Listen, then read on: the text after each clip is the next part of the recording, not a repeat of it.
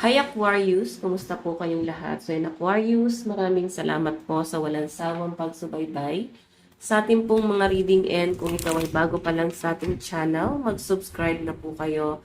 Then i-click mo na rin yung ating notification bell para lagi kang updated sa ating mga bagong upload, okay?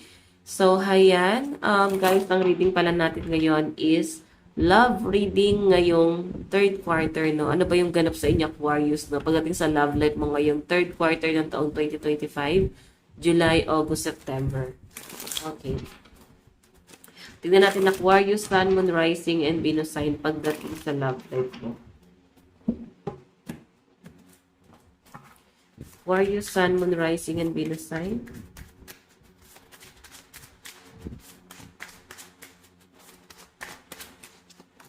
Meron tayong King of Swords. Oh, tinatay ng person mo na paamuhin ka, no? Na parang pakalmahin ka.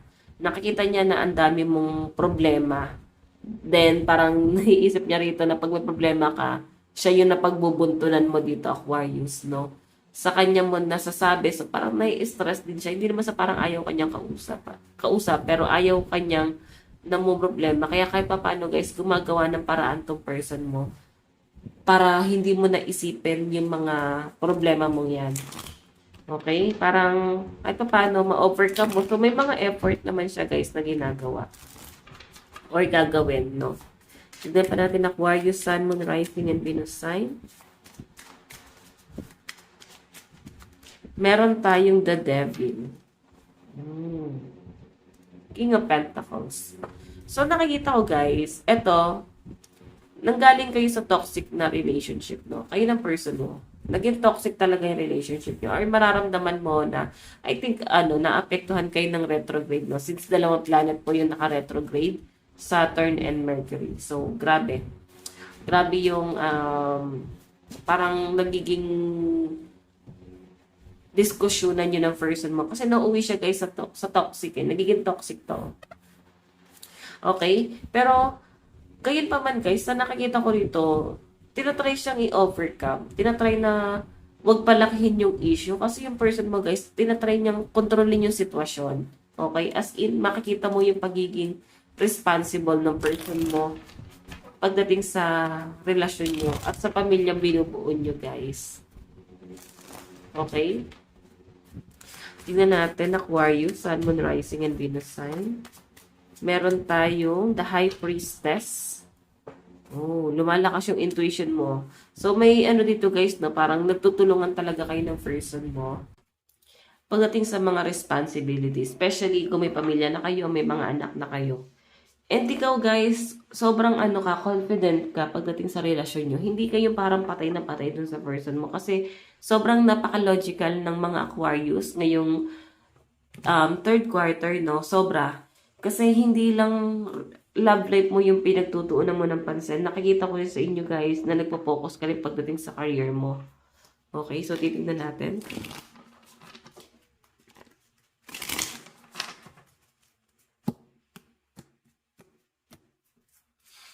Okay, Aquarius, Sun, Moon, Rising, and Venus sign.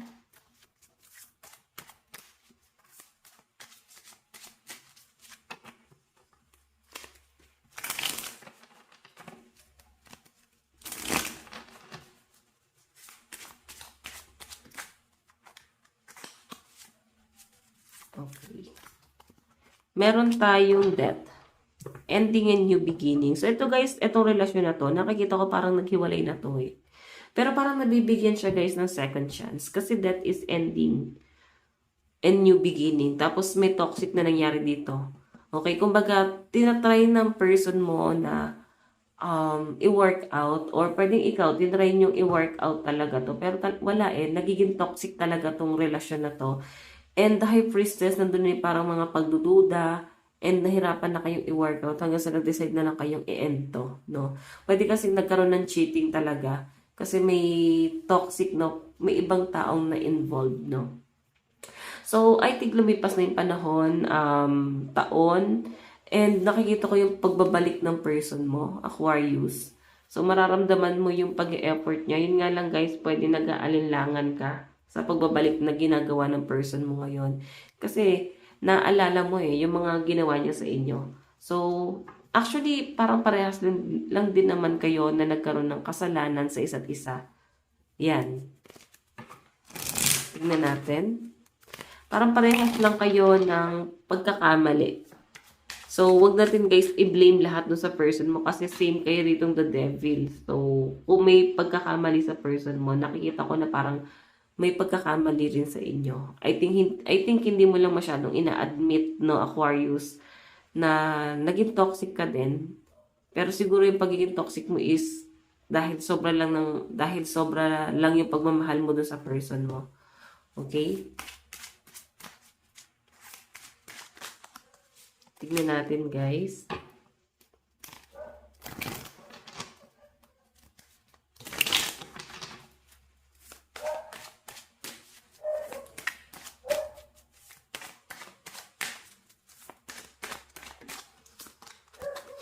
Meron tayong 4 of Cups. Ayan o, naligaw ng landas yung person mo. Feeling ko, pinorso niya yung third party. Kumbaga parang pinili niya yon, Aquarius. So nakikita ko dito, nag-offer ka ng cup of love, like hinabol mo talaga, pinilit mong i-workout, pero hindi na talaga siya guys nag-work, no? Then ngayon, lumipas na yung panahon, nakikita ko na parang babalik itong person mo. Okay? I think this, parang ngayong third quarter, may pagpaparamdam siyang gagawin. Kasi nandun yung tignan mo. Iniwan niya yung 3 of Cups, diba? Inabot niya yung cup of love mo. Okay? So, siguro, nag-expect pa rin yung person mo na etong relasyon na to, or ikaw, ganun pa rin yung nararamdaman mo, na parang mahal na mahal mo pa rin siya. Kagaya ng dati kung paano mo siya hinabol. Okay? Kung paano mo pinaramdam sa kanya na mahal mo siya. Titingnan pa natin Aquarius. Kasi dito, nandun yung kagustuhan niya na maayos tong pagsasama nyo Titignan natin. Additional message. Love reading po pagdating kay Aquarius, Sun, Moon, Rising, and Venus sign. Aquarius, Sun, Moon, Rising, and Venus sign.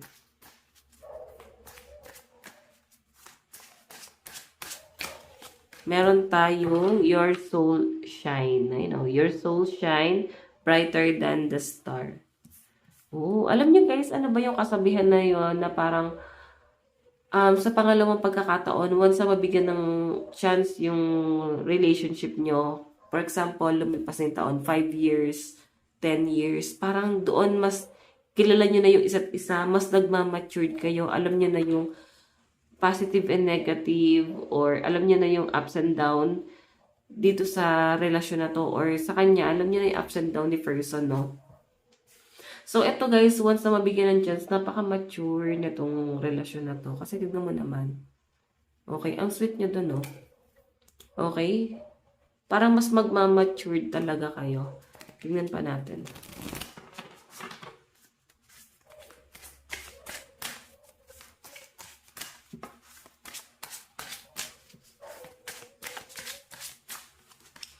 Meron tayong time turns hurt into grace. So, ayan no. Time turns hurt into grace. So, alam niyo guys, naniniwala kayo na totoo yung, yung kanta na there's a rainbow after the rain. Oo, totoo yun. Ganito rin to.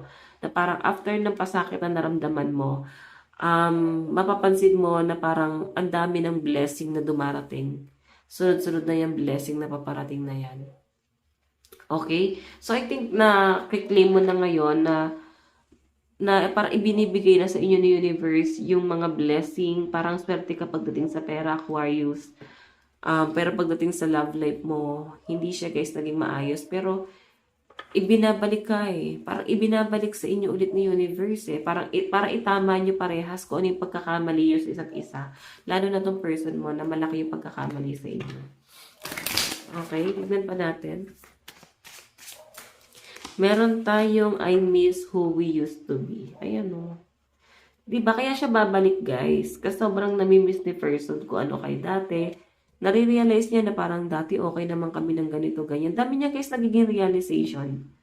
Oo, na parang okay yung pagsasama niyo noon kahit sobrang simple lang. Hindi naman ganun karangya, pero maayos, nakaka-survive.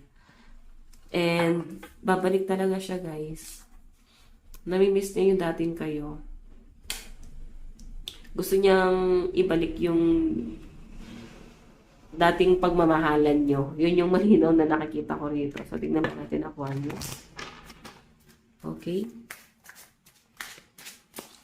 Meron tayong love takes effort from both of us. So, yun. Actually, okay yung relasyon nyo kasi same kayo, winort out talaga to. Kumbaga, si person, nag-effort siya, and lalo ikaw, as in all out ka pagdating sa relasyon nyo, lahat sinacrifice mo, parang pinaglaban mo talaga tong person mo na to. Aquarius pa, di ba? So, ang mga Aquarius, guys, talaga may paninindigan yan. Ipaglalaban nila yung taong mahal nila. No matter what, no? Basta mahal nila. Titingnan pa natin, guys.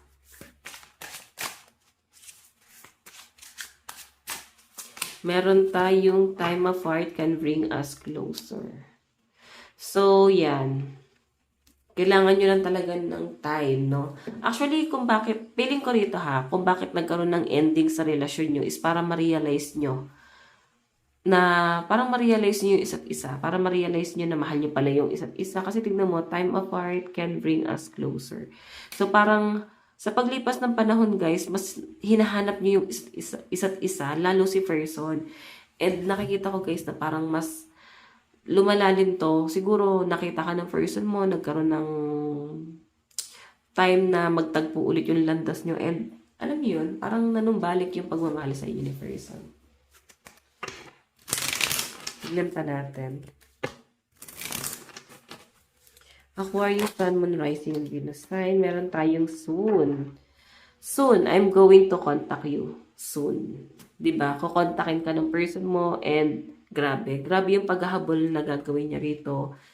Actually, simple lang talaga yung gagawin niya. Oo, simple lang yung approach niya na like, kumusta ka na? Balita sa'yo. Ganon. Tingnan pa natin.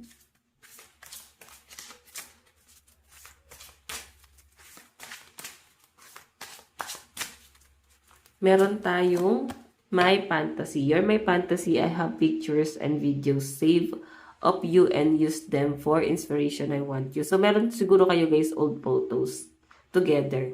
Then, hanggang ngayon guys, nakasave pa rin yan sa kanyang social media or sa kanyang cellphone, sa kanyang email, Google, no? Nandoon pa rin. And, naaalala niya talaga, like, sobrang layo nyo na pala sa dati. Doon siguro nene pa talaga, totoy pa talaga yung mga itsura nyo. Okay, tignan pa natin Aquarius, Sun, Moon, Rising, and Venus sign. Meron tayong focus on money. I'm currently focusing on my career and finances. My main priority is financial stability. So, yun yung pinapakita sa akin dito, guys. Ikaw talaga, focus ka talaga sa career mo. So, iba sa inyo, guys, pwede nagkabalikan na eh. Pwede nagkabalikan na and sobrang naging matured itong relationship na to. Hindi na siya kagaya dati na parang nalilimos ng time. Parang hindi na kayo naaalala is nagdadamdam na kayo. Or siya. Ngayon, parang kahit hindi kayo guys mag-usap maghapon, magdamag, or ilang linggo, parang natitiis nyo na guys. Parang kaya nyo na. Ganun yung pinapakita sa akin dito. Okay, tignan natin. Meron tayong I'm single. I'm single right now. I'm not attached to anyone and not looking to get into a relationship at this time. So, ikaw to. Hindi mo kayang makipagrelasyon ulit. So, siguro, inaalam ng person mo kung single ka pa. And ayan, siguro single pa yung iba sa inyo. Aquarius, no? And basahin natin yung bottom of the deck. Tears. When I think about you, I cry. So, every time na naiisip ka daw ng person mo, guys, naiiyak siya, oh. Oo. So, nag-soul searching pala si person. Hinanap niya yung sarili niya. Tignan natin yung message ni person sa inyo. Yung gusto niya sabihin sa inyo. Meron tayong we've been together for lifetimes. Meron tayong I want to fall asleep next to you. Nagsama kayo nito. Parang naging live-in kayo nitong taong to. Meron tayong I want you. So, ayan guys. Ito lang po ang inyong love reading ngayong third quarter. Maraming salamat. God bless and love you all. Bye-bye.